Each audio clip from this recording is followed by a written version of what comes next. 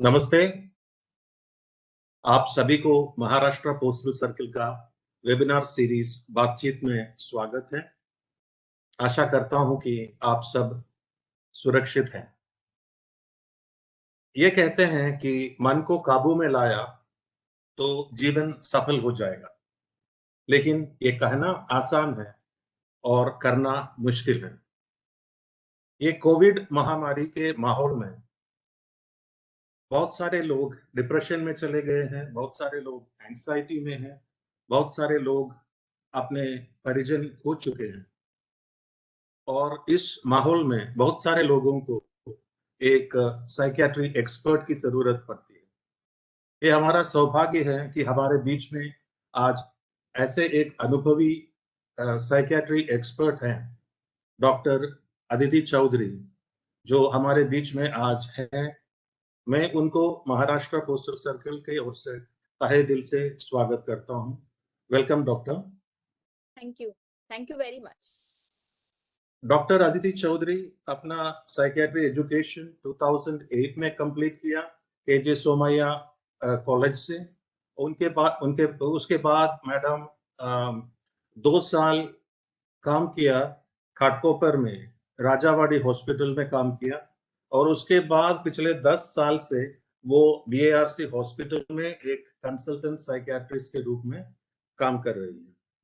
इन्होंने बहुत सारे पब्लिकेशंस किए हैं, बहुत सारे टॉक्स किए हैं, बहुत सारे वर्कशॉप्स किए हैं, डिप्रेशन, एंग्जायटी इसके ऊपर। और ये हमारा सौभाग्य है कि आप हमारे बीच में हैं, तो आपको विनती करता हूँ कि आपका टॉक शुरू करें। चलिए तो डॉक्टर अदिति को सुनते हैं हम। नमस्कार, मी डॉक्टर अदिती चौधरी। मी मुंबईच्या अणुशक्ती नगरच्या बीआरसी रुग्णालयात कन्सल्टंट सायकॅट्रिस्ट आहे. भारतीय डाकच्या वरिष्ठ अधिकाऱ्यांनी आणि कर्मचाऱ्यांनी मला इथे बोलवलं आणि बोलण्याची संधी दिली, त्याबद्दल मनापूर्वक मी त्यांचे आभार मानते आणि मला इथे बोलवून त्यांनी माझा मान वाढवलाय असं मला वाटतं. आणि आजचा माझा विषय आहे कोविड-19 आणि मानसिक ताणतणाव. तर मी आता माझं प्रेझेंटेशन सुरू करते. तुम्हाला माझं प्रेझेंटेशन बघता येईल आणि माझा आवाज ऐकू येईल, ज्याने की आपण या विषयावर थोडीफार चर्चा करू शकतो. जेव्हा आपण कोविड-19 बद्दल विचार करतो, तेव्हा आपल्या मनात काही प्रश्न येतात, की कोविड-19 काय आहे? ते कसे पसरते? त्याचे लक्षणं कोणती आहेत? त्याचे उपचार काय आहेत? पण खरं सांगायचं तर मागच्या 1.5 वर्षापासून आपण या महामारीला लढा देत आहोत. त्यामुळे या सगळ्या प्रश्नांची उत्तरं आपल्याला आता तोंडपाठ झालेली आहेत. आपण सरळ या डिस्कशनच्या मूळ प्रश्नाकडे जाऊया आणि ते म्हणजे कोविडमध्ये मानसिक ताणतणाव होऊ शकतो का? आणि त्याचं एक सरळ सोपं उत्तर आहे हो. येस. कोविडमध्ये मानसिक ताण होतो. आता आपण असा विचार करू की ताण का होतो? याच्या अगोदर आपण आजारी पडलो नाही का? असं काही झालं नाहीये का? नाही, तसं नाहीये. पण या अगोदर सपोज आपण असा विचार करूया की कोविड नाहीये आणि एखाद्या माणसाला हार्ट अटॅक आला, तर 4-4 लोक येऊन त्याची मदत करू शकतात. एखाद्याला समजा काही आर्थिक त्रास असेल, तर तो अधिक परिश्रम करून पैसा कमवू शकतो. पण कोविडमध्ये काय होतंय, की प्रत्येक जण त्याच वेळी कोविडनी ग्रस्त किंवा त्रस्त आहे. म्हणजे नुसतं मुंबई शहर किंवा महाराष्ट्र प्रांत नाही, तर अख्खा आपला भारत देश आणि हे अख्खं विश्वच या आजारासमोर हतबल झालेलं आहे. त्यामुळे कोणीच कोणाची मदत करू शकत नाही आणि आपली सामाजिक व्यवस्था जरा कोलमडून गेलेली आहे. त्यामुळे ही एक अभूतपूर्व वेळ आहे. आपण म्हणतो ना, ना भूतो ना भविष्यती. तसंच काहीतरी घडलेलं आहे. त्यामुळे कोविडमध्ये मानसिक ताण होणं हे स्वाभाविक आहे. It is natural. सामान्य आहे. म्हणजे असं नाही की फक्त मला ताण होतोय आणि फलाण्याला ताण होतोय. नाही. असं कोणीच नाही या जगामध्ये जे म्हणतं की कोविड जाऊ दे, मला काय फरक नाही पडत. नाही, प्रत्येकाला कोविडमध्ये ताणतणाव आहे. तो सामान्य आहे. It is very very common. आणि मुख्य म्हणजे आवश्यक आहे, गरजेचं आहे. It is necessary. का बरं? कारण आपण कोविडला घाबरतो, म्हणून आपण हात धुतो, मास्क लावतो, सोशल डिस्टन्सिंग ठेवतो, ज्यांनी आपण कोविड पासून वाचू शकतो. मग आता तुम्ही म्हणाल की जर का कोविडमध्ये ताणतणाव नॉर्मल आहे, मग आपण हे सत्र कशाला केलं पाहिजे? Why should we have this session? त्याचं कारण असं आहे की जेव्हा आपल्याला मानसिक त्रास होतो, त्याबरोबर आपल्याला शारीरिक त्रास, मानसिक वेदना आणि कोविडच्या संदर्भात बोलायचं म्हटलं तर आपल्या शरीराची प्रतिकार शक्ती सुद्धा कमी होऊ शकते. म्हणून या विषयावर आपल्याला अत्याधिक माहिती जाणून घेणं हे महत्वाचं आहे. आता तणावाचा आपल्यावर कसा परिणाम होतो ते चला आपण बघूया. एका सिंपल एक्झाम्पलने आपण बघूया. हा एक हरिण आहे. हा जंगलामध्ये निवांतपणे गवत खातोय. बघा त्याच्याकडे, तो किती रिलॅक्स्ड आहे आणि एकदम आरामात आहे. त्याला माहित नाही की पाठीमागून ताण येतोय. त्याला अजून कळलेलं नाहीये. थोड्या वेळाने काय होतं की त्याला वास येतो की काहीतरी धोका आहे माझ्या सराउंडिंग मध्ये. आता या बिअरचं बॉडी लँग्वेज तुम्ही बघा, त्याचे कान बघा, त्यांनी कसे टवकारलेत, त्याचे डोळे बघा कसे मोठे मोठे झालेले आहेत. त्याला बघायचंय की कुठून येतोय हा चित्ता. त्याचे मसल्स बघा किती टेन्स्ड झालेले आहेत आणि त्याचे पाय पळायला एकदम रेडी आहेत. त्याची हार्टबीट एकदम फास्ट झालेली असेल, धक धक धक धक धक. आणि त्याची श्वासोश्वास सुद्धा एकदम फास्ट असेल. याला आपण अलर्ट पोझिशन असं म्हणतो. Ready to fight or flight, म्हणजे सतर्क पोझिशन, लढा किंवा पळा. फायनली ती मोमेंट येते जेव्हा चित्ता त्याच्यावर झेप घेतो आणि आता आपण म्हणतो करो या मरो, डू ऑर डाय. म्हणजे आता हे हरण आपले प्राण वाचवण्यासाठी जीव घेऊन धावतो आहे आणि त्यांनी केलेली पूर्वतयारी त्याला मदतीशीर साबित होतीये. आता शेवटी तो हरिण वाचला. हा सुटकेचा निश्वास. आता तो आरामात आहे. आता त्याचं बॉडी लँग्वेज बघा, परत एकदा रिलॅक्स, परत एकदा हॅपी आणि आनंदी आहे. आता समजा 24 आवर्स 24 तास आपण या हरणाच्या बाजूला एक चित्ता, वाघ, सिंह, हे लांडगे, कोल्हे असे ठेवले तर हा हरिण 24 तास अलर्ट आणि सतर्कच राहणार. तुम्हाला काय वाटतं, हा हरिण आनंदी राहील? तो अतिशय दुःखी आणि घाबरलेला हरिण असेल. तुम्हाला काय वाटतं, तो निरोगी राहील? नो वे. जर का या लोकांनी त्याला नाही खाल्लं तर तो स्वतःच आजारी पडून त्याला काहीतरी व्हायचं. आणि अनफॉर्च्युनेटली कोविड मध्ये आपली परिस्थिती पण अशीच काहीतरी झालेली आहे. एका बाजूला भीती आहे कोविडची, मला कोविड झालं तर काय होईल. दुसऱ्या बाजूला लॉकडाऊन आहे बाबा, लॉकडाऊन लागतोय का उघडतोय, दुकानं उघडतायत का, बस चालू होते का, ट्रेन चालू होते का. मग हे ऑनलाईन, आयुष्यभर आपण पेन आणि पेपर घेऊन काम केलं, आता अचानक सगळ्या गोष्टी ऑनलाईन कराव्या लागतात. ज्या लोकांनी 40 50 ओलांडली त्यांना नाही जमत हे ऑनलाईन, त्यांना ताणतणाव होतो. मला पण नव्हतं जमत एवढ्या इझिली हे ऑनलाईन प्रेझेंटेशन करायला. आणि त्याच्यानंतर मीडिया 24 तास आपल्याला काही ना काही निगेटिव्ह बातम्या सांगतच असतात. त्याच्यामुळे काय होतं की we are always stress out. आपण नेहमी सतर्क, अलर्ट आणि स्ट्रेस आणि टेन्शन मध्ये असतो. आणि या स्ट्रेसमुळे काय होतं, it affects every system of our body. आपल्या बॉडीची प्रत्येक सिस्टम या स्ट्रेसमुळे अफेक्ट होते.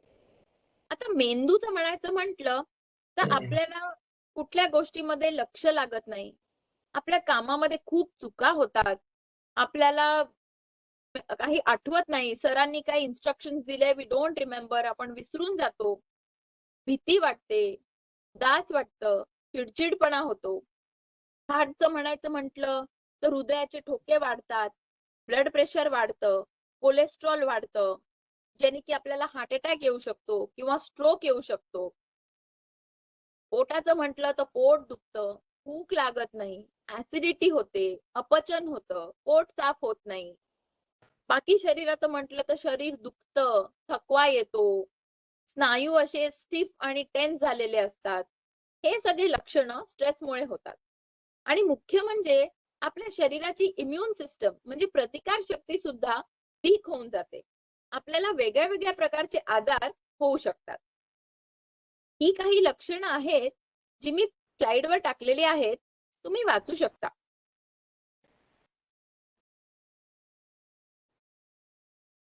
आता तुम्हाला वाचल्यानंतर असं वाटेल, काहीतरी लक्षणं मला पण आहेत ताणतणावाची. पण एक गोष्ट अशी कशी की मी मास्क घालतो, हात सॅनिटाईज करतो, तरी मला सतत भीती वाटत राहते.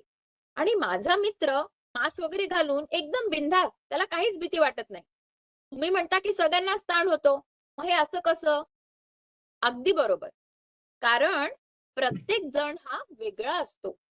त्यामुळे प्रत्येकाला ताण होतो, पण तो किती प्रमाणात होतो, तो ताण त्याला कसा होतो, याच्यामध्ये प्रत्येक माणूस वेगळा असतो. फॉर एक्झाम्पल, आपण बघूया की तुमचे पूर्व अनुभव कसे आहेत. तुमच्या आयुष्यात जे पूर्वी जे चॅलेंजेस आले असतील, त्याच्यामध्ये जर का तुम्हाला चांगला अनुभव आला असेल, तुम्ही आरामात त्यांचा सामना केला असेल, तुम्ही यशस्वी ठरला असाल, तर युअर कॉन्फिडन्स विल ग्रो, तुमचा आत्मविश्वास वाढेल आणि तुम्ही शांतता आणि स्थिरतापूर्वक ही कोविड-19 परिस्थिती जी आहे त्याला मात देऊ शकता. पण समजा तुमचे पूर्व अनुभव जे आहेत ते जरा डेंजरस होते किंवा त्याच्यामध्ये तुम्हाला अपयश आलं किंवा खूप त्रास झाला, तर ही कोविड-19 ची परिस्थिती सुद्धा तुम्हाला खूप भीतीदायक वाटेल आणि तुमची चिंता वाढत जाईल. त्यामुळे प्रत्येक जण हा आपला पूर्व अनुभवाच्या हिशोबाने वेगळा असतो. दुसरं कारण म्हणजे आकलन. Your perception determines your stress level. म्हणजे आता ह्या चष्मा बघा, चष्म्याच्या दोन्ही डोळ्यातून वेगळं वेगळं दृश्य दिसतंय. प्रत्येक माणूस एकाच परिस्थितीला वेगळ्या वेगळ्या पद्धतीने बघतो. आता मी एक सिंपल एक्झाम्पल तुम्हाला देते. उद्या बिल्डिंग मध्ये वॉटर कट आहे अशी बातमी समजा आली, तर काही जण काय म्हणतात, अरे 2 बालट्या भरून ठेवूया, होऊन जाईल काम. पण काही जण नाही, बालट्या, कोठ्या, ड्रम, माठ, बॉटल सगळं काही भरून ठेवतात आणि तरी सुद्धा तणतण करत राहतात की पाणी कधी येईल, पाणी कधी येईल. का? कारण त्यांना वाटतं की पाणी जाणे हे एक अतिशय घोर आणि गंभीर गोष्ट आहे आणि ते त्यांनी फार स्ट्रेस्ड आउट होतात. त्यामुळे वी शुड टेक केअर. आपण बघायला पाहिजे की आपण प्रत्येक गोष्टीचं आकलन कसं करतो. मुलांची परीक्षा आली तरी मला ताण होतो, घरात पाहुणे आले तरी मला काही जमत नाही, प्रवास करायचं म्हटलं तरी मला भीती वाटते. आपण एक यादी बनवायला पाहिजे की मला किती गोष्टींचा ताणतणाव होतो आणि जर का ही यादी खूप मोठी होत जात असेल तर आपल्याला त्याबद्दल काहीतरी करायला पाहिजे, नाहीतर सगळ्याच गोष्टींनी आपल्याला ताणतणाव होईल. एका अजून कारणास्पद ही गोष्ट फार महत्वाची आहे आणि ती म्हणजे आपण जसं आकलन करतो ना, आपले मुलं सुद्धा तशीच करतात. Our children learn the same thing. आता मी तुम्हाला एक फनी उदाहरण देते. आमच्या खानदानामध्ये एक नियम आहे की रात्री 9 वाजताची जरी ट्रेन असली तरी संध्याकाळी 7 वाजता प्लॅटफॉर्मवर जाऊन बसायचं. का? आपल्याला टॅक्सी मिळणार नाही, आपल्याला ट्रॅफिक लागू शकतं, ट्रेन भलत्याच प्लॅटफॉर्मवर येऊ शकते. कारण आमच्यासाठी ट्रेन पकडणं हे एक स्ट्रेसफुल गोष्ट आहे. पण कितीतरी लोक हसत हसत धावत धावत ट्रेन पकडतात, ना काही फरक पडत नाही. त्यामुळे आम्ही जर का बदललो नाही तर पुढची पिढी सुद्धा ट्रेन पकडायला 2-2 तास आधी स्टेशनवर पोहोचेल हे नक्की.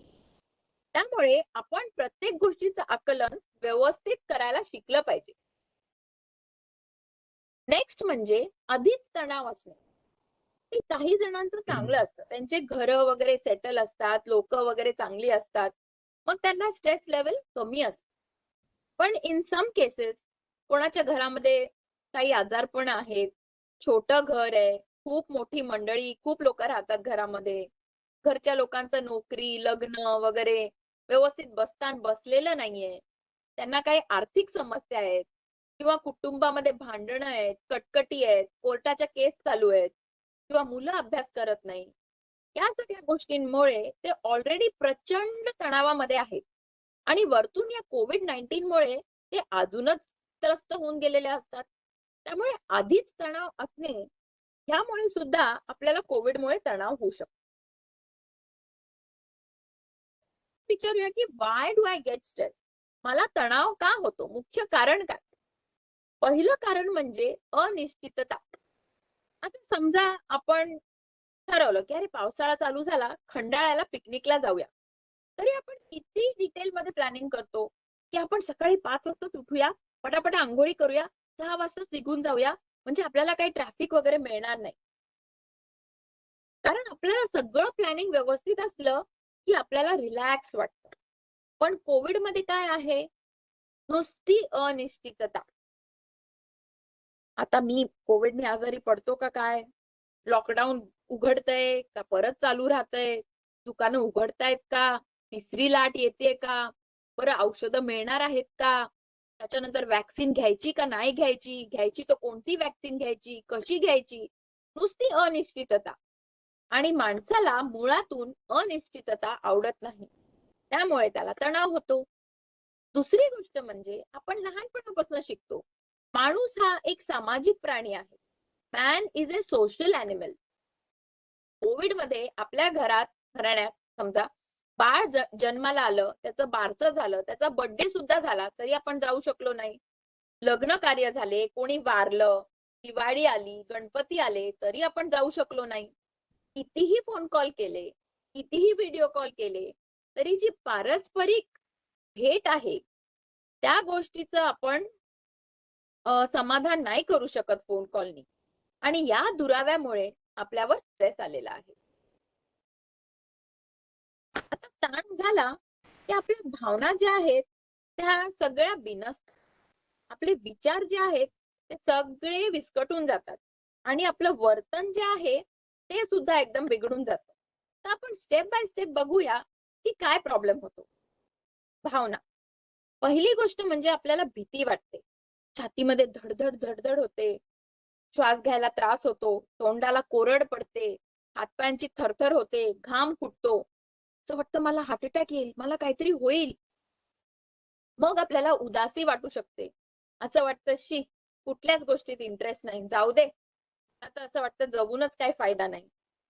कधी-कधी चिंता वाटते आपल्याला, पुढे कसं होईल? माझं काय होईल? माझ्या मुलांचं काय होईल? नाहीतर मग राग येतो. आपल्याला वाटतं काय आहे? काय चालू आहे या देशामध्ये? हे व्यवस्था आहे की नाही? नाहीतर मग सारखी चिडचिड होते घरच्या लोकांवर. पसारा केला तरी राग येतो. आवाज केला तरी राग येतो आणि सतत चिडचिड होत राहते. नाहीतर मग निराशा वाटते. असं वाटतं की पुढे काहीच चांगलं होणार नाही. सगळं काही वाईट होईल आणि हे विचार नेमके रात्री झोपताना आपल्याला येतात. ज्याच्यामुळे काय होतं, की आपल्याला झोपच लागत नाही. तर या सगळे ह्याला आपण म्हणतो काय माहितीये का? भावनांचा गुंता झालेला आहे. आणि हा जो गुंता आहे, हा आपल्याला व्यवस्थित सोडवायचा आहे. मग काय करायचं? याला म्हणतात व्हील ऑफ इमोशन्स. मला माहिती की तुम्हाला हे व्यवस्थित दिसतंय की नाही. पण 7 बेसिक इमोशन्स आहेत, जे आपण एक्सपिरियन्स करतो. एक म्हणजे वाईट वाटणं, भीती वाटणं, राग येणं, तिरस्कार वाटणं, दुःख वाटणं आणि आनंदी वाटणं. आता मी तुम्हाला एक एक्झाम्पल देते. तुमची बायको म्हणेल, "काय हो, तुम्ही रोज संध्याकाळी घरी येता आणि चिडचिड चालू करता. हे काय चालवलंय?" तर आपण विचार करायला पाहिजे, की मला काय होतंय? देन यू विल रिअलाइज मी जेव्हा घरी येतो, तेव्हा माझा मुलगा कधीच घरी नसतो. तो सायकल घेऊन बाहेरच गेलेला असतो फिरायला. मला अशी भीती वाटते, की त्यांनी मास्क घातला असेल की नाही? घरात माझे म्हातारे आई-वडील आहेत. त्यांना काय झालं या मुलामुळे तर काय होईल? म्हणजे तुम्हाला राग आलेला नाहीये. तुम्हाला मूळची भीती वाटतेय आणि त्या भीतीमुळे मला राग येतोय. त्यामुळे ही भीती जर का तुम्ही तुमच्या मुलाबरोबर शेअर केली तर तुमची भीती पण कमी होईल आणि राग पण कमी होईल. त्यामुळे भावनांना ओळखणं, name it to tame it, हे फार महत्वाचं आहे. त्याच्यानंतर एक सजेशन मी देते की मीडिया कमी करा. घरी आलो, टीव्ही लावला की आपल्याला दिसतं की व्हॅक्सिनसाठी कशी लोक मारामारी करतात आहेत. शेकडो लोक हॉस्पिटलमध्ये ऍडमिट झाले. अजून हजारो लोकांना बेडच नाही मिळाला. ऑक्सिजनची कशी कमतरता आहे आणि ब्लॅक फंगस आलेला आहे. So much of negative news. आणि मीडियाचा त्यात काही दोष नाहीये. त्यांचं कामच आहे रिपोर्टिंग करणं. गुड न्यूज असेल तर गुड न्यूज सांगतात, बॅड न्यूज असेल तर बॅड न्यूज सांगतात. पण ही सगळी न्यूज ऐकून आपल्या मनावर खूप परिणाम होतो. त्यामुळे मी तुम्हाला एक सजेशन देते की तुम्ही घरी आल्यावर अर्धा तास न्यूज ऐका आणि त्याच्यानंतर काहीतरी दुसरं करायला घ्या. मीडियाचा जो उपयोग आहे, मीडियाचं जे सेवन आहे ते थोडं कमी करा. दुसरी गोष्ट म्हणजे स्पेशली फॉर जेंट्स, राजकारणी चर्चा सोडा. Stop discussing politics. याची रिस्पॉन्सिबिलिटी होती का त्याची जबाबदारी होती, यांनी दुर्लक्ष केलं का त्यांनी दुर्लक्ष केलं, याच्यामध्ये काहीही फायदा होणार नाहीये. लोक आपली मतं बदलत नाहीत आणि नुसतं आपल्याला राग येतो, आपलं बीपी वाढतं आणि आपलं आपल्या मित्रमैत्रिणींबरोबर भांडण होतं. त्यामुळे राजकारणी चर्चा अजिबात करू नका, असा माझा सल्ला आहे. नेक्स्ट म्हणजे काही जणांना योगा, प्राणायाम आणि ध्यानधारणा केलं तर फायदा वाटतो. तुम्ही पण करून बघू शकता.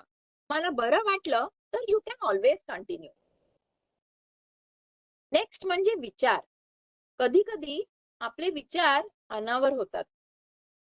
ती आपल्याला एखाद्या माणसाचा त्रास असला ना, आपण त्या माणसापासून लांब जाऊ शकतो.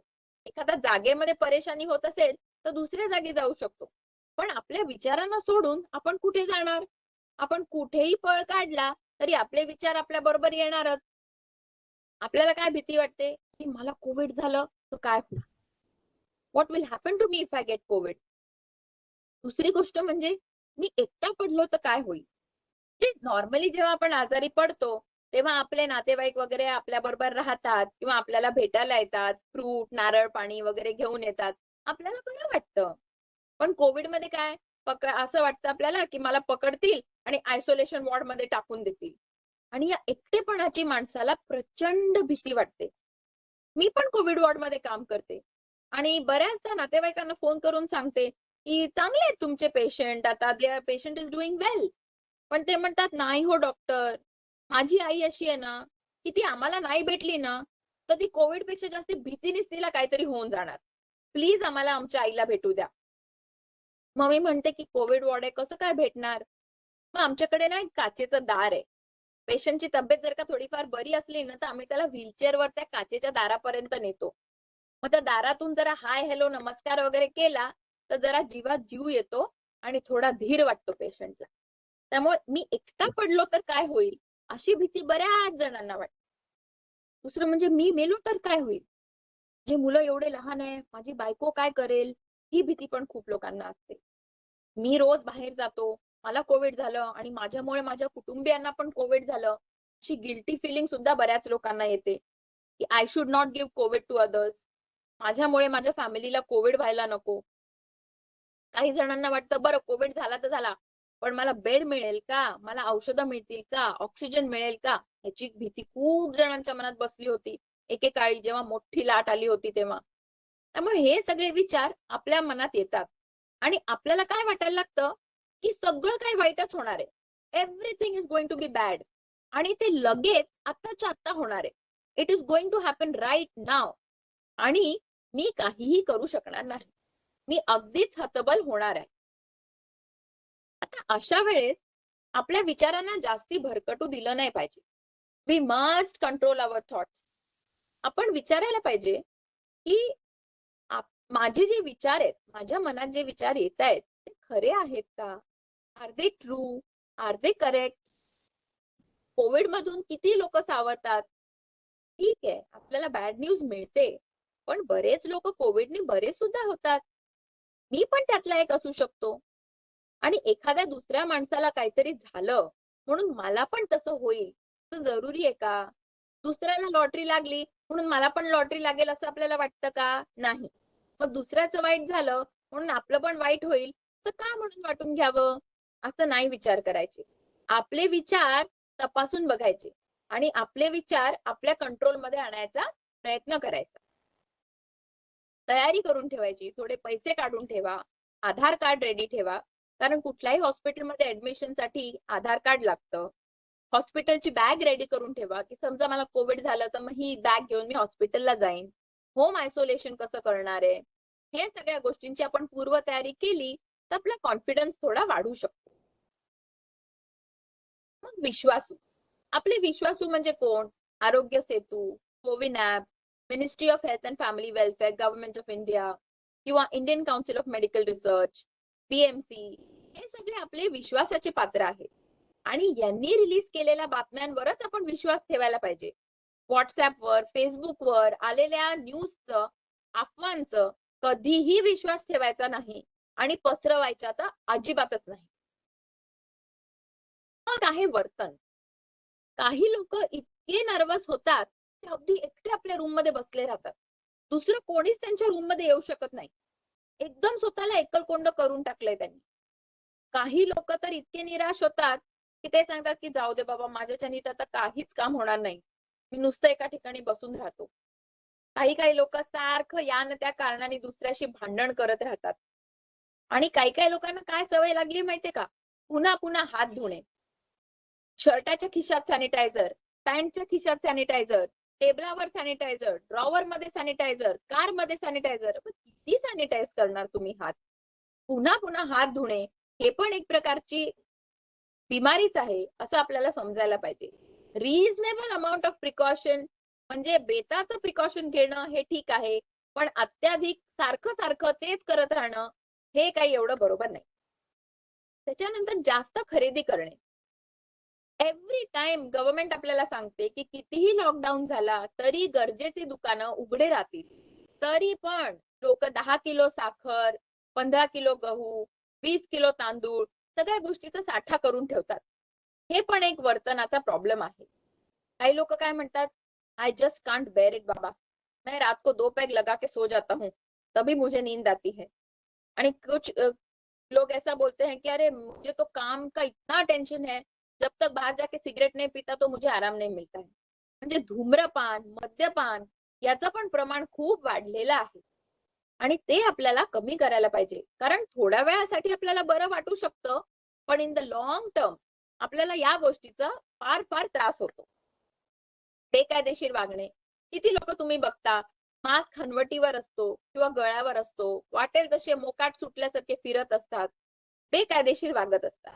आणि काही लोक चलो वर्क फ्रॉम होम है, स्टडी फ्रॉम होम है, सोफ्यावर झोपायचं, लॅपटॉप पोटावर ठेवायचा आणि नुसतं फरसाण, वेफर, केक, बिस्किट खात राहायचं आणि वजन वाढवत राहायचं. तर हे सुद्धा एक वर्तनाचं प्रॉब्लेम आहे जो आपल्याला टॅकल करावा लागतो. मग काय करायचं? असा विचार करा की you are driving a car. कारमध्ये रेअर व्ह्यू मिरर आहे. मागे काय होतंय ते सगळं दिसतं. साइड व्ह्यू मिरर आहे. आजूबाजूला काय होतंय ते पण सगळं दिसतं. मोठा विंडस्क्रीन आहे. एकदम लांबचं काय होतंय ते पण दिसतंय, की अरे पुढे काहीतरी खूप ट्रॅफिक आहे किंवा काही प्रॉब्लेम झालाय. पण driver has to look in front. म्हणजे नुसतं आपल्या समोर काय होतंय ते बघायला पाहिजे. नाहीतर मागे बघत बसलं किंवा खूप लांबचा विचार करत बसलं तर पुढे कोणाला तरी ठोकायचं. त्यालाच म्हणतात माइंडफुलनेस. आपल्या समोर जे चाललेलं आहे त्या गोष्टीवर लक्ष केंद्रित करायचं. म्हणजे साहेबांनी आता मला ही फाईल दिली आहे, मला खूप टेन्शन असलं तरी मी आता या फाईलकडे लक्ष देतो आणि ही फाईल टॅकल करण्याचा प्रयत्न करतो. याला म्हणतात माइंडफुलनेस. मग आपण जे नियंत्रित करू शकतो अशा गोष्टींवर लक्ष केंद्रित करा. ते आपण फक्त स्वतःला कंट्रोल करू शकतो. I can change my behaviour. तर सर्वात पहिले आपण आपल्याला बदलायचं. मग कुटुंबियांवर. आजकाल काय फॅमिलीला पण जास्ती सांगून चालत नाही. लोक ऐकत नाही. चिडचिड करतात. पण तरी पण तुम्ही ट्राय करू शकता. Next is office. तुम्ही जर का बऱ्यापैकी पोस्टवर असाल तर ऑफिसचे लोक तुमचं म्हणणं थोडंफार ऐकू शकतात. आणि फायनली समाज किंवा सोसायटीमध्ये सगळ्या प्रकारची लोक असतात. ते आपलं म्हणणं काय ऐकत नाही. त्यामुळे समाजात काय चाललंय त्याच्याकडे लक्ष देऊन परत परत स्वतःला अतिशय मानसिक क्लेश करून घेणं ही काही चांगली सवय नाही. Here are some positive coping strategy. जर का माझ्याकडे एक प्रॉब्लेम आहे, माझं डोकं खूप दुखतंय, तर मग माझ्याकडे त्या प्रॉब्लेमचं सोल्युशन पण आहे. मी डोकेदुखीची गोळी घेतली, मला बरं वाटेल, प्रॉब्लेम सॉल्व्ह. पण आता हे कोविड-19चा प्रॉब्लेम आपण सॉल्व्ह करू शकतो का? नाही. तो फार मोठा प्रॉब्लेम आहे. मी एकटीने कितीही प्रयत्न केला, तरी तो प्रॉब्लेम काय सॉल्व्ह होणार नाही. त्यामुळे आपल्याला आपले इमोशन्स मॅनेज करावे लागतील. आणि इमोशन्स मॅनेज करण्यासाठी या काही पॉझिटिव्ह कोपिंग स्ट्रॅटेजीज आहेत, ज्या मी या स्लाइडवर लिहून ठेवलेल्या आहेत. तुम्ही त्या वाचू शकता आणि तुम्हाला जर का वाटलं की यातलं काही मी करू शकतो, ते तुम्ही नक्की करून बघा. ते तुम्हाला उपयोगी पडेल. एक गोष्ट मी पॉझिटिव्हली सुचवते, ते म्हणजे कृतज्ञता. ते आपण खूप कंप्लेन करू शकतो. हे बरोबर नाही, ते बरोबर नाही, मला असा त्रास आहे, मला त्याचं इरिटेशन होतं. Okay, all right. पण आपल्यापेक्षा पण खूप त्रासलेले आणि खूप दुखावलेले लोक पण या जगात आहे, हे कधीही विसरायचं नाही. The struggle ends when the gratitude begins. आणि सर्वात मोठा ग्रॅटिट्यूड म्हणजे आपली नोकरी. आपण ज्या कोणत्या देवाला मानतो, ज्या कोणत्या शक्तीला मानतो, त्याच्या समोर आपण म्हणायला पाहिजे, देवा, माझी नोकरी आहे, माझा पगार येतो, माझं घर चाललंय, त्याबद्दल मी कृतज्ञ आहे आणि मी तुझे आभार मानतो. कृतज्ञता नकारात्मकता दूर करने का सर्वोच्च साधन है. हे कधीही विसरायचं नाही आणि आयुष्यात आपल्याला जे काही चांगलं मिळतंय त्याबद्दल कृतज्ञ राहिलाच पाहिजे. लहान मुले आणि कोविड. आपल्याला वाटतं मी बाहेर जातो, लहान मुलांना काय टेन्शन आहे? लहान मुलं पण न्यूज ऐकतात, आपण जे बोलतो ते ऐकतात. लहान मुलांना टेन्शन असतं. तर आपण त्यांना विचारायला पाहिजे, बाळा, तुला कोविड बद्दल काय माहिती आहे? आणि त्यांच्या काही जर का गैरसमज असतील, तर ते आपण दूर केले पाहिजे. आणि त्यांना काही अजून माहिती जाणून घ्यायची असेल, तर ती करेक्ट इन्फॉर्मेशन आपण मुलांना सोप्या भाषेत समजावून सांगितली पाहिजे. आणि मुख्य म्हणजे त्यांची भीती आपण स्वीकारायला पाहिजे. समजा एखादं मूल रडलं आणि सांगितलं, बाबा, मला काय झालं तर? नाही म्हणायचं, अरे काय भित्रा आहे तू, काय रडे आहे तू, रडू नकोस. असं नाही. आपण म्हणायचं की हो, तुला भीती वाटणं हे स्वाभाविक आहे आणि तू माझ्यावर एवढं प्रेम करतो, हे बघून मला खूप बरं वाटलं. पण तू काय काळजी करू नको. मी मास्क लावतो, मी हात धुतो, मी लोकांपासून लांब राहतो. काहीही होणार नाही. त्यांची भीती स्वीकारून त्यांची सोप्या भाषेत समजूत घातली पाहिजे. जेव्हा शोकांतिका होते, मेजर लॉस, ट्रॅजेडी, जेव्हा कधी-कधी काय होतं आपल्या घरातच काहीतरी मोठी ट्रॅजेडी होते किंवा नेबर्स मध्ये काहीतरी होतं, ज्याच्याबरोबर आपण काम करत असतो, अशा एखाद्या व्यक्तीला आपण गमावून बसतो. मग काय करायचं? वेळ द्या. See, when there is a major loss, it will take time to become all right. हे आपल्याला ऍक्सेप्ट करायलाच पाहिजे. मोठ्या शोकांतिकेपासनं सावरायला वेळ लागतो.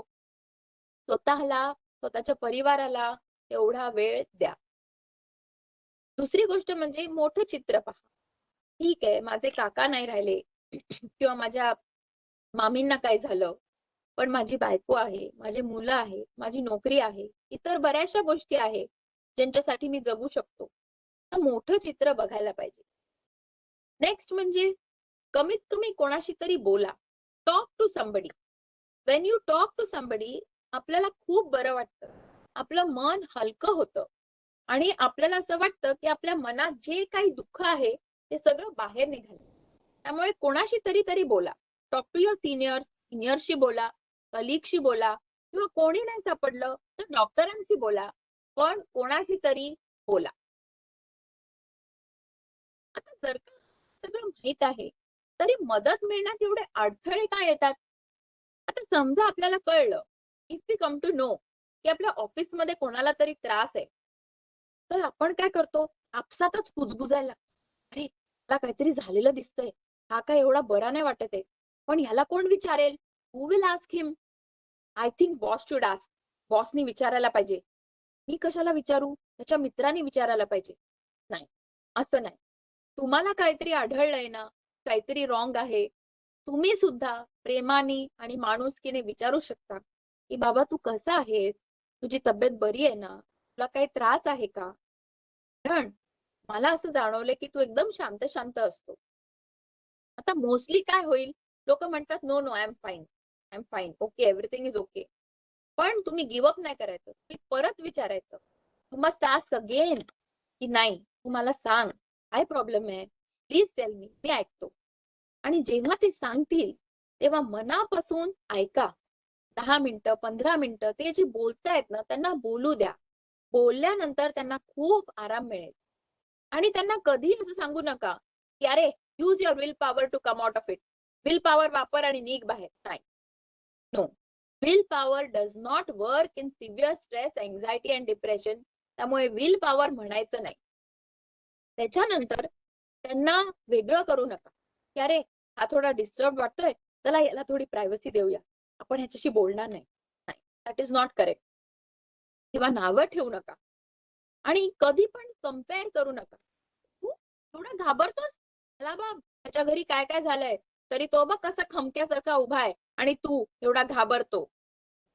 असं नाही. प्रत्येकाची क्षमता वेगळी असते. जो कोणी घाबरला असेल, जो कोणी स्ट्रेसमध्ये असेल, आपल्याला कंपॅरिझन नाही करायची आहे. आपल्याला त्याला एक्सेप्ट करायचं आणि एखाद्याने जर का स्ट्रेससाठी औषधं घेतले, तर आपण त्याला कधीही असं म्हणायचं नाही, की "अरे, औषधं घेऊ नको. त्याचं तुला व्यसन लागेल, तुला सवय लागेल, मग ते औषध कधीच सुटणार नाही." नाही, असं काहीही नाहीये. औषधं सुटू शकतात आणि माणूस पूर्णपणे बरा होऊ शकतो. एक अजून गोष्ट लक्षात ठेवायची, की मानसिक ताण हा मानसिक आजार नाहीये. बरेच लोकं म्हणतात, "अरे बापरे! If I go to psychiatrist म्हणजे people will say I am mad." लोकं म्हणतील मी वेडा झालो, मी मानसिक रुग्ण झालो. असं काहीही नाहीये. सगळ्यांना ताणतणाव आहे. तुम्ही जर का सायकियाट्रिस्टची हेल्प घेतली, तर तुम्ही फक्त स्ट्रेससाठी घेताय. तुम्ही काय मानसिक रुग्ण झालेला नाहीये. हे इंडियन पोस्टचं सिम्बल आहे. आणि रेड कलर जो आहे, तो तर नेहमीच पोस्टाबरोबर असोसिएट आहे. And it stands for commitment and passion. आणि हा जो येलो आणि ऑरेंज कलर आहे ना, तो उमेद, आनंद आणि उत्साहाचा प्रतीक आहे. आणि तुम्ही जर का या पिवळ्या रेषेची दिशा बघाल ना, तर ती वरती जाते आणि पुढे जाते. कारण भारतीय डाक हे पुढे आणि वरच्या दिशेने जाणारं ऑर्गनायझेशन आहे. आणि त्याचा आकार तुम्ही बघाल ना, तर असं वाटेल की कोणीतरी स्माईल करतंय.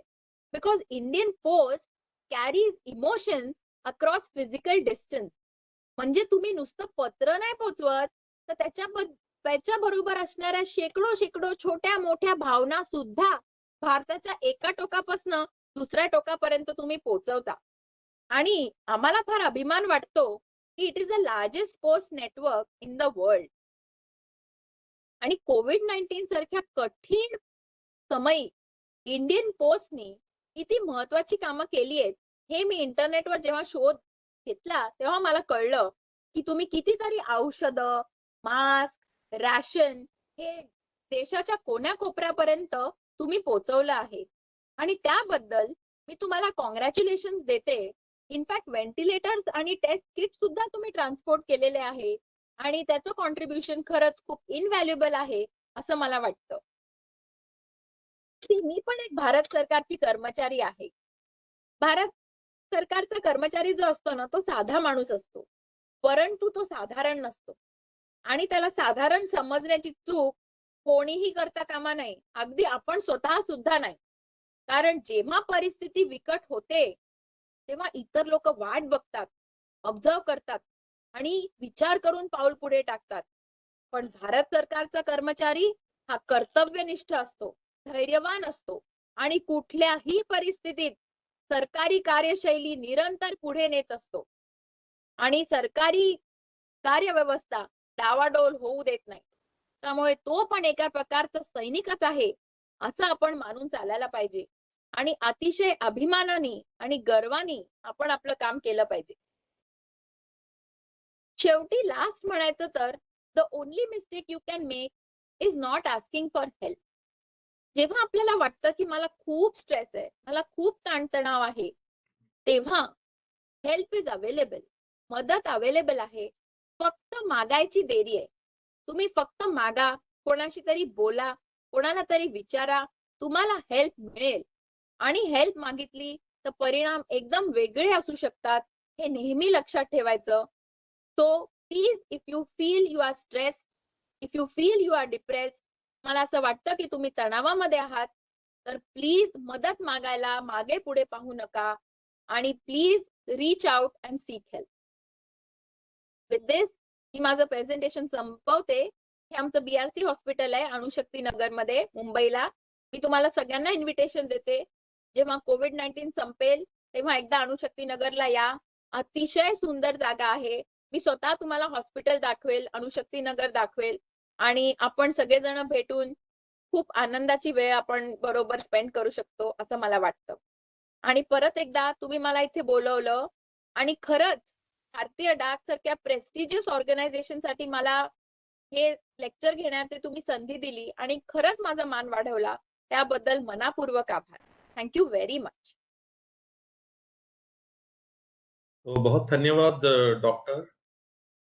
जो प्रेजेंटेशन था बहुत प्रैक्टिकल सजेशंस भी थे और आप हमारे इंडिया पोस्ट के एम्प्लॉइज को बहुत इंस्पायर भी किया और thank you for that invitation also BRC hospital के लिए आपने जो इनविटेशन एक्सटेंड किया उसके लिए भी धन्यवाद। और हमारे पास कई प्रश्न आए हैं, तो बहुत सारे प्रश्नों का उत्तर आपने आपका प्रेजेंटेशन के थ्रू ऑलरेडी उसका उत्तर दे दिया है। फिर भी 2-3 प्रश्न अ, अ, आपके लिए प्रस्तुत करना चाहता हूँ, तो उसका समाधान दे दीजिए। और पहला क्वेश्चन ये है कि जैसे हमारे शरीर के लिए जो सूर्य नमस्कार जैसे एक्सरसाइज प्रिस्क्राइब किया है, मेंटल हेल्थ के लिए ऐसे कोई एक्सरसाइज या एक्टिविटी है जो मेंटल हेल्थ इंप्रूव करे? जी हाँ। देखिए शरीर और मन में एक बहुत बड़ा फर्क है कि शरीर टू अ लार्ज एक्सटेंट सभी लोगों का एक जैसा होता है, लेकिन मन जो है वो हर इंसान का अलग है। जितने इस दुनिया में लोग हैं ना, उतने अलग-अलग प्रकार के मन हैं। इसीलिए कोई एक एक्टिविटी ऐसी नहीं है कि मैं बोलूं कि ये करो तो तुम्हारा मन हल्का हो जाएगा या आपको अच्छा लगने लगेगा। लेकिन सबको पता है कि उन्हें कौन सी चीज अच्छी लगती है। जैसे मुझे गाने सुनना अच्छा लगता है तो मैं गाना सुन सकती हूँ। अगर मुझे पेड़ पौधों के साथ समय बिताना, गार्डनिंग करना अच्छा लगता है तो मैं वो काम कर सकती हूँ। या मुझे पढ़ाई, बुक्स पढ़ने में अच्छा लगता है तो मैं वो काम कर सकती हूँ।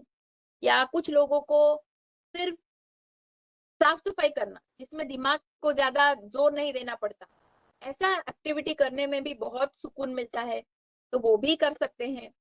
तो ये सोचना बहुत जरूरी है कि मुझे किस चीज से आनंद मिलता है और वही चीज में हमें ज्यादा समय बिताना चाहिए। क्योंकि अगर मैं आपको बोलूं, जैसे आमतौर पे लोग बोलते हैं कि अगर मेंटली शार्प रहना है तो सुडोकू करो। लेकिन अगर मुझे सुडोकू पसंद ही नहीं है तो मैं क्यों अपने आप को टॉर्चर करूं सुडोकू करते करते। इससे अच्छा कि मैं कोई बुक पढूं या गाना गाऊं या कुछ और काम करूं। तो मेरा ये रिकमेंडेशन है कि आपको जो अच्छा लगता है वो आपको पता है, और वो अगर आप करेंगे तो आपका माइंड हमेशा हैप्पी रहेगा। एक बात याद रखनी चाहिए कि जो शरीर के लिए अच्छा है वो मन के लिए भी अच्छा है, क्योंकि हमारा शरीर और मन जुड़े हुए हैं। हमें अक्सर ऐसा लगता है कि नहीं, शरीर अलग है, मन अलग है, लेकिन हमारा शरीर और मन एक ही हिस्सा है।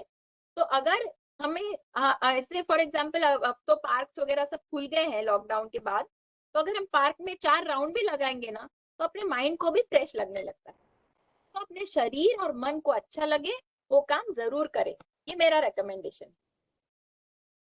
धन्यवाद। दूसरा प्रश्न ये है, डिप्रेशन डिप्रेशन का साइंस क्या होता है? आपने एक्सप्लेन किया कोलीग्स का या हमारे दोस्तों को डिप्रेशन होता है तो आपने एक्सप्लेन किया कि उनको बार-बार पूछना चाहिए। लेकिन बिना पूछे कोई साइंस है डिप्रेशन का जो मैं ऑब्जर्व कर सकता हूँ? सबसे पहले मतलब मन उदास हो जाता है। देखिए हम सब कभी ना कभी तो जिंदगी में दुखी होते ही हैं। एग्जाम में अगर कम नंबर आ गए या फ्रेंड के साथ झगड़ा हो गया या कोई प्रॉब्लम आ गया तो हम दुखी हो जाते हैं। तो दुख क्या है ये हमें पता है, लेकिन depression is not so simple. म्हणजे सिर्फ दुख होना डिप्रेशन नहीं है। डिप्रेशन में उदासी होती है जो 2 हफ्तों से ज्यादा चलती ही रहती है। मतलब सुबह उठूं तो भी मैं उदास हूँ, दोपहर को भी मैं उदास हूँ, कभी कभी मैं क्यों उदास हूँ ये भी पता नहीं चलता, लेकिन मन बहुत उदास है। पहले मुझे जिन चीजों में मेरा मन लगता था, आजकल मेरा मन बिल्कुल नहीं लगता है। जैसे कुछ लोग मुझे बताते हैं कि पहले मैं पेपर पहले लाइन से लेके आखिरी लाइन तक पढ़ता था, आज पेपर आके पड़ा रहता है, मैं देखता भी नहीं हूँ पेपर को। या पहले मैं क्रिकेट का एक एक स्कोर मुझे याद रहता था, अभी तो मैच चलती रहती है, मैं देखता भी नहीं हूँ। तो इंटरेस्ट, प्लेजरेबल एक्टिविटीज में इंटरेस्ट बहुत कम हो जाता है। नींद नहीं आती, रात को बहुत बार हम क्लॉक देखते रहते हैं, अरे 2 बज गए 3 बज गए, फिर भी नींद नहीं आई। या भूख नहीं लगती कई बार, ये डिप्रेशन के निशान है। दूसरा एक और इम्पोर्टेंट लक्षण ये है कि हम कॉन्सेंट्रेट नहीं कर पाते। जैसे कि कोई फाइल हमारे सामने आई, हजारों बार हमने टेंडर की या एएमसी की या कोई भी फाइल हमने प्रोसेस की हुई होती है, लेकिन अब ये फाइल हमसे प्रोसेस नहीं होती। We don't understand what is written, हमसे गलतियां होती रहती हैं।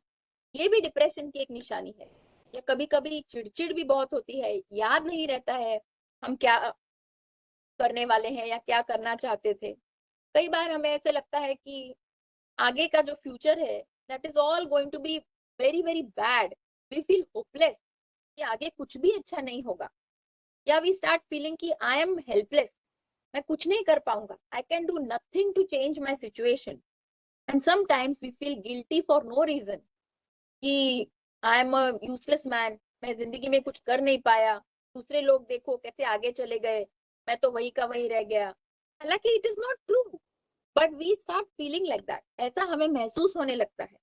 और कभी कभी जब ये डिप्रेशन बहुत सीवियर हो जाता है तो क्या जिंदगी का ही कुछ मतलब नहीं है, क्यों ना मैं मेरी जिंदगी खत्म कर दूं, खुदकुशी कर लूं, ऐसे भयानक डरावने विचार भी आने लगते हैं। तो ये सारे डिप्रेशन की निशानियां हैं। This is clinical depression, this is an illness. और इसके लिए हमें साइकियाट्रिस्ट को जाके कंसल्ट करके उनसे ट्रीटमेंट लेना पड़ेगा। ये सारे डिप्रेशन के चिन्ह हैं।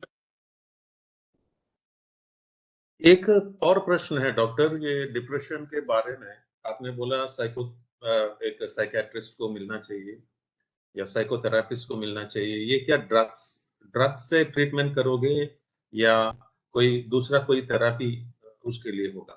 हाँ, देखिए अगर डिप्रेशन काफी सीवियर है, जैसे कुछ लोगों को इतना डिप्रेशन होता है कि सुबह उठ के वो बेड से बाहर भी नहीं निकल पाते, बहुत दिनों तक काम पे नहीं जाते, यहाँ तक कि सुबह उठ के नहाना है ब्रश करना ये भी उनके लिए बहुत ज्यादा हो जाता है।